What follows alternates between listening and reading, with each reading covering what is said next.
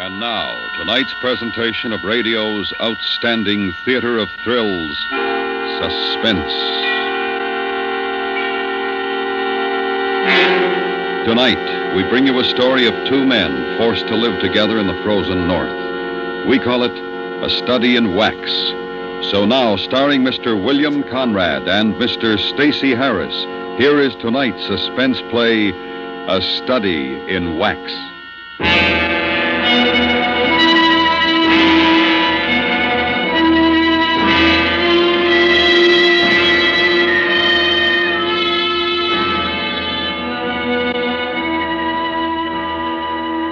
It was late October when the radio shack burned down. We never did decide whose fault it was. Maybe Cabell with his cigarettes, maybe me. Anyway, I guess the whole thing began when we lost the phone transmitter and receiver. Cabell and I had been sent up to the Northwest Territory by the Canadian Geodetic Survey people. It was a long job, and the biggest part of it for Cabell was the loneliness. It wasn't that he was moody or anything like that. I think he wasn't used to being out of touch with people and things he was accustomed to in the cities. I was the opposite. I kind of liked the loneliness. As a matter of fact, now that I think about it, we were a strange couple to hit it off the way we did. And when you got 7 months to spend alone with another man, well, you got to be sure of each other. And we thought we were. Until after the radio was gone. That day it burned, we stood in the snow watching the embers glowing and the wisps of smoke rising into the cold sky. It's gone. Well, we still got the code sender, just in case. I'm going to miss the programs, though, and music. You know, I tell you, we could send a message to the base, if you like, and ask them to fly out another receiver. Oh, no. You know, McLeod, he'd boil, waste the money, he'd probably take it out of our pay. We'd do without it. That's all right with me. Well, you're a hardy soul. You know, I don't think you'd mind if you had to stay alone for 7 months. It'd be dull. I wouldn't have anybody to beat at chess. Say, Jack. Yeah? If it was my cigarette that burned the shack, I'm sorry. Forget it. I may have done it myself. Forget it.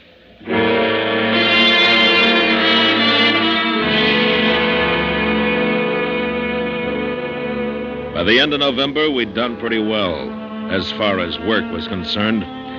But Cabell was getting jittery. We had a week stretch where we couldn't move out of the camp. It was around 30 below outside and blowing 60 miles an hour. Cabell had read most of the things that we'd brought along and was sitting at the table trying to beat a solitaire game. I was oiling my gun.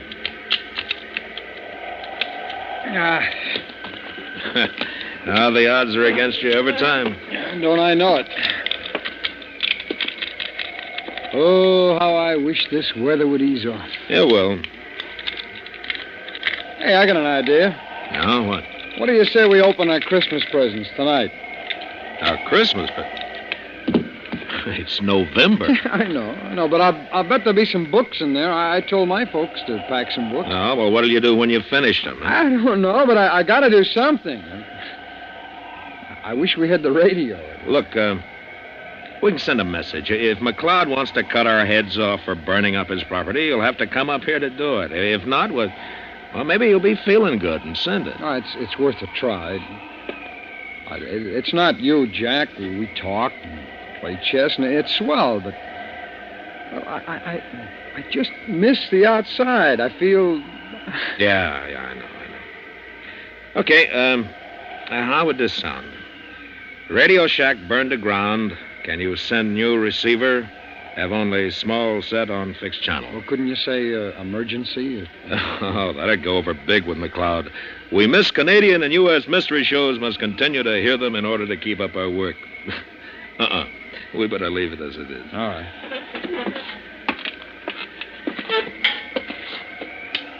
Well, here we go. Oh, McLeod's gonna love this.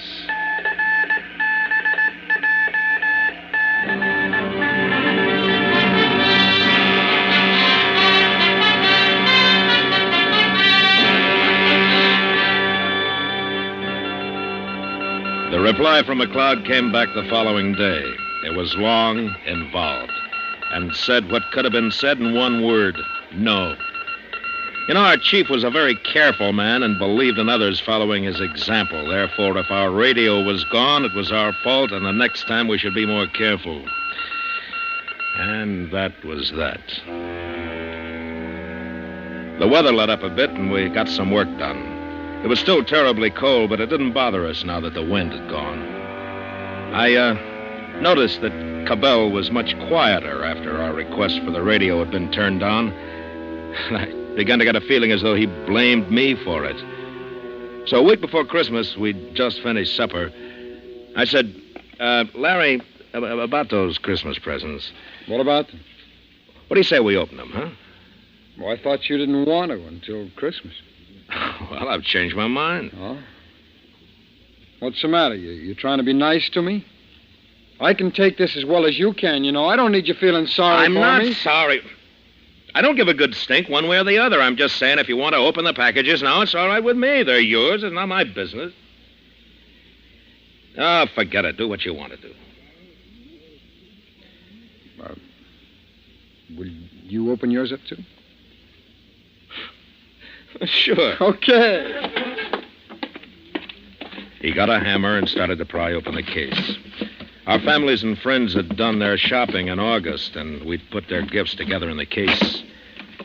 And at the sight of those colorful wrappings, Cabell began to smile. He was back in touch again.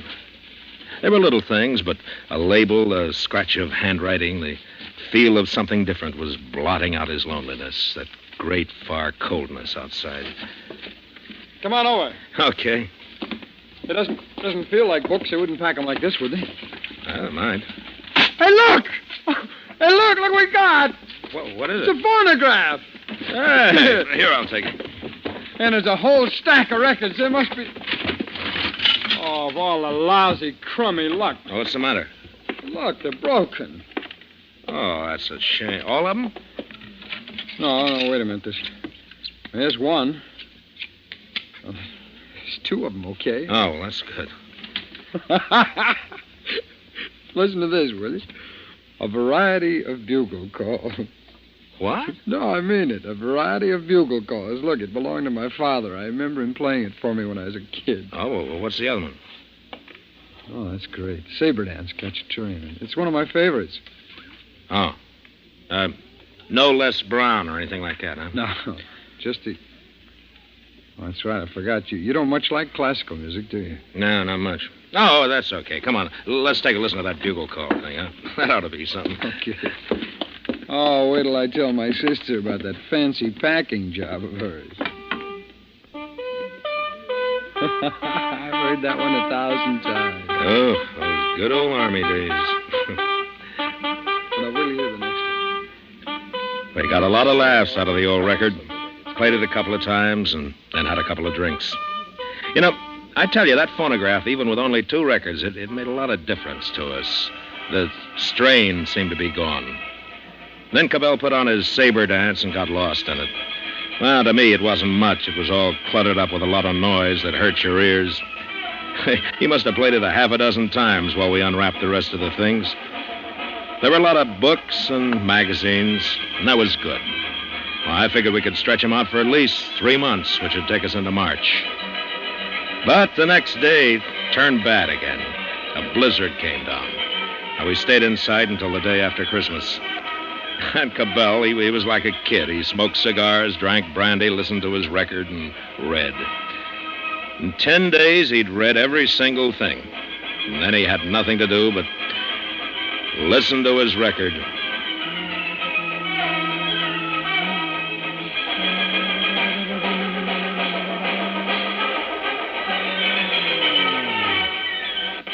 Oh, that's great. Look, you're not going to play it again. Just this one part. Look, Yeah, I don't mind not listening to it for a while, huh?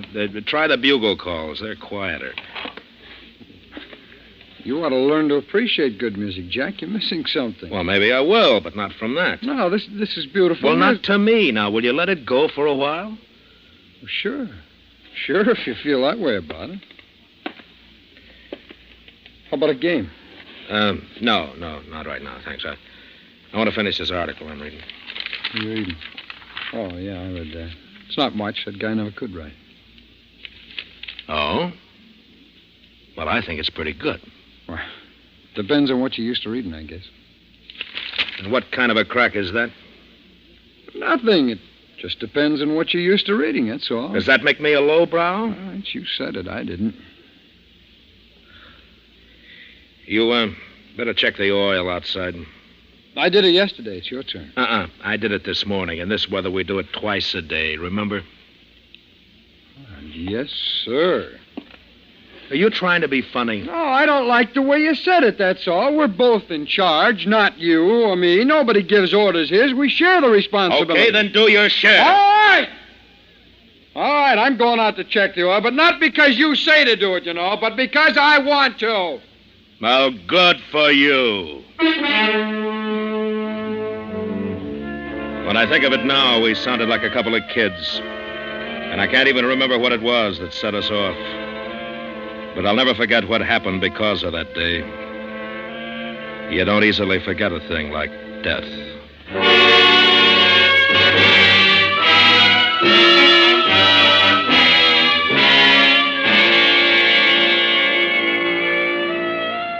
You are listening to A Study in Wax, tonight's presentation in radio's outstanding theater of thrills, Suspense.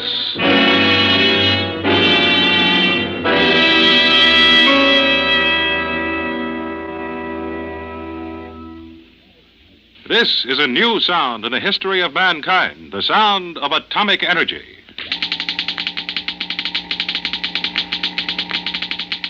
The crackling comes from a model atom smasher, similar to large models used in treating deep-seated cancer and sterilizing foods and drugs. Sounds like this one, and the stories behind the sounds, are the subject of CBS Radio's current program series called The Age of the Atom. The peaceful uses of atomic energy open endless possibilities for us all. Hear them discussed by leading atomic scientists and specialists from all over the world on CBS Radio's Age of the Atom program series, now being broadcast by most of these stations. Consult your local listings. And now we bring back to our Hollywood soundstage Mr. William Conrad and Mr. Stacy Harris, starring in tonight's production, A Study in Wax, a tale well calculated to keep you in suspense.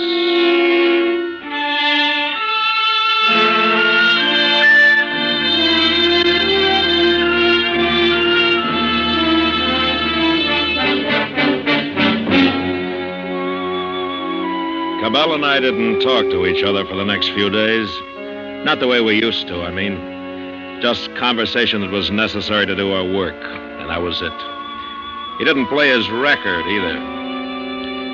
New Year's Eve day, we got a couple of messages through in code from our families, and I guess we both felt pretty bad. Cabell was trimming the oil stove when I decided to try to make things up.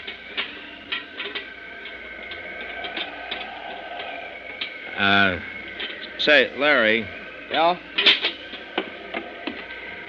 Look, about that business the other night, I'm sorry. It was my fault. We were both kind of silly, you know. Yeah. Probably just as well we had to bust up then. There's still 3 months to go. 3 long months before the ship comes back. Yeah, no. Oh, well, thanks for not playing the record. It's okay.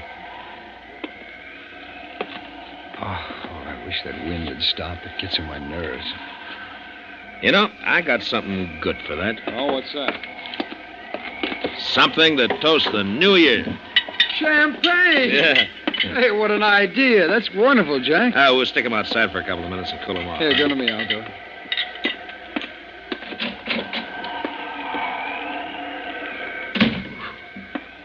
Oh, that's cold out there.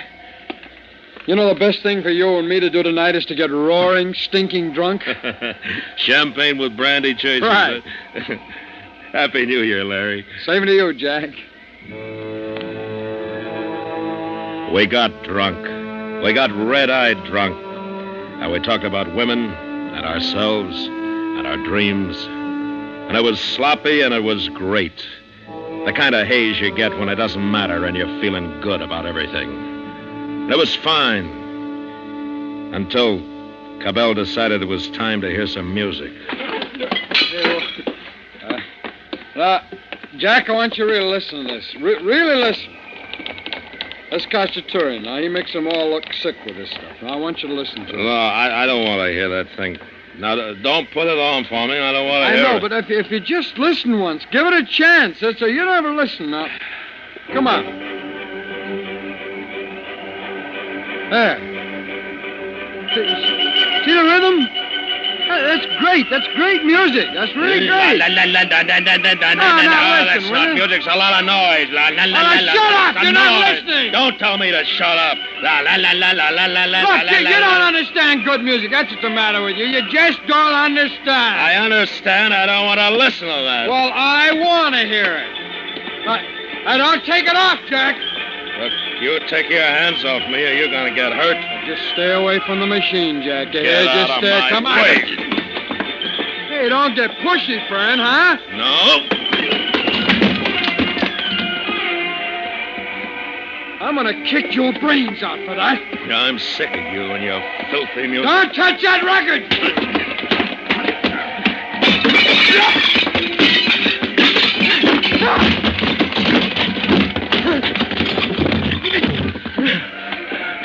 No, you take a good listen, because you're not going to hear any more of this again. Not as long as I'm here. Put it down, Jack. I mean it. Now put it down or I'll shoot you. Put it down. If you don't, I'll shoot you. Now put the record down. I got sober. I might never have had a drink. I was so sober. Cabell had reached up for one of the holsters that hung near the door, and he wobbled to his feet, the gun held tightly in his hand. There was blood running out of his mouth and down his chin.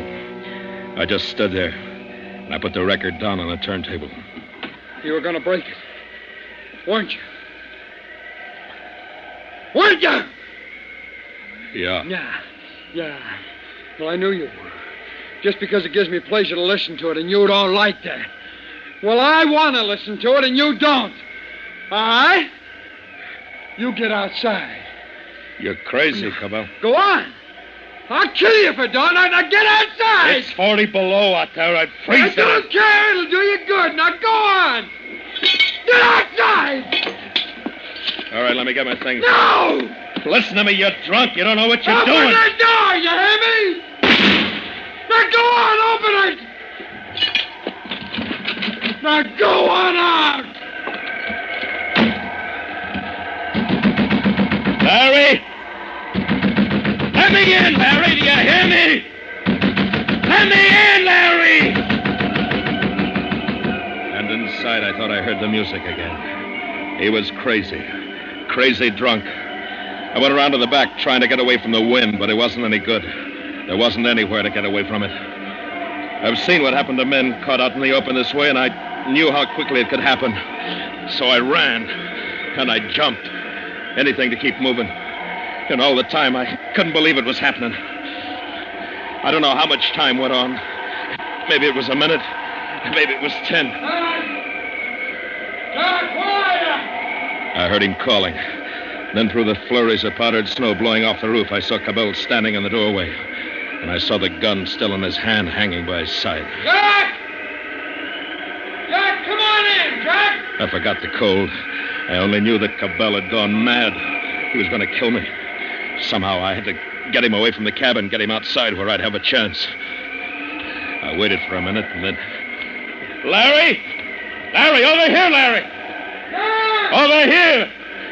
I knew he'd heard me, and I saw him move out from the doorway. Where are you? Can you hear me? Where are you? Over this way! Here! And I moved back behind a hummock. I thought I might be able to make a wide circle and then double back to the cabin before he knew what was happening. I can't hear you, Jack! Jack, are you hurt? Where are you? Larry! Larry! And the wind burned my eyes so that I couldn't see. And I tripped and fell, and my hands bare didn't feel the coldness of snow any longer. Jack! Jack, can you hear me? I'm over here. He must have seen me. Jack! He was closer now, close enough to shoot. And I tried to run, stumbling and falling. And then it was easier. I was going downhill, but he was behind me. Jack! Jack, come on! And then there was something different in the feel of the ground under me. It wasn't ground anymore, not snow. It was ice. I'd reached the shore, and I was going out into the frozen sea.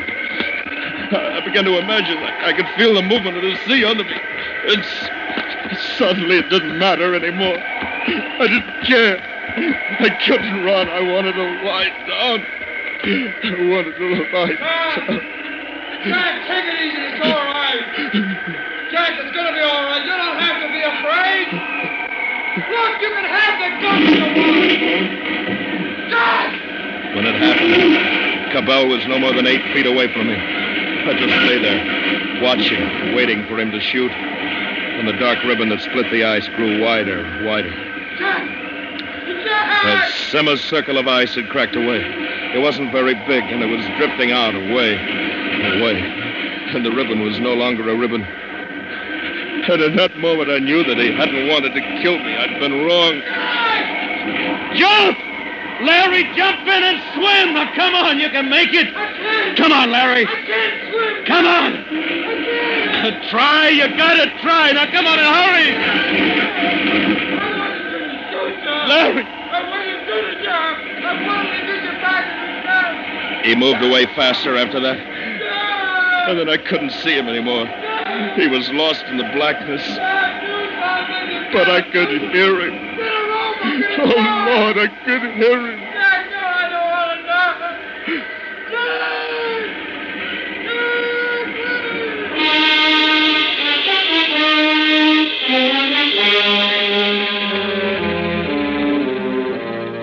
know. Somehow I got back to the cabin.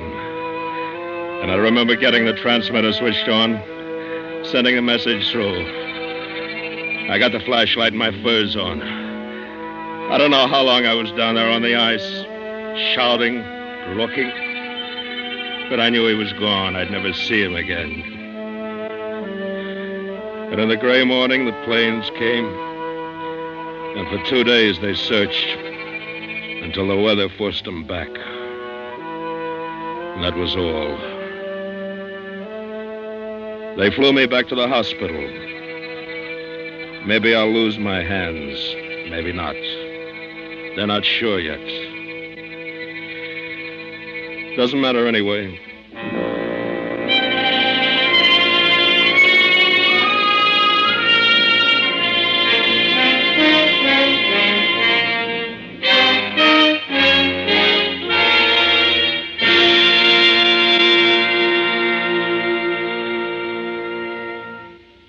Suspense, in which Mr. William Conrad and Mr. Stacy Harris starred in tonight's presentation of A Study in Wax. Next week, the story of a man who found that murder was not the only way out of his problem. We call it The Beetle and Mr. Bottle. That's next week on Suspense.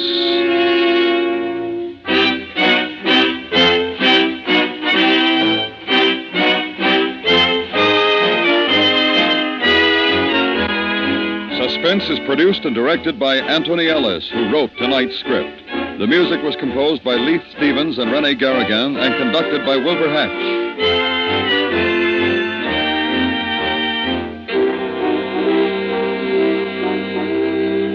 Listen while you work. Perry Mason is here on the CBS Radio Network.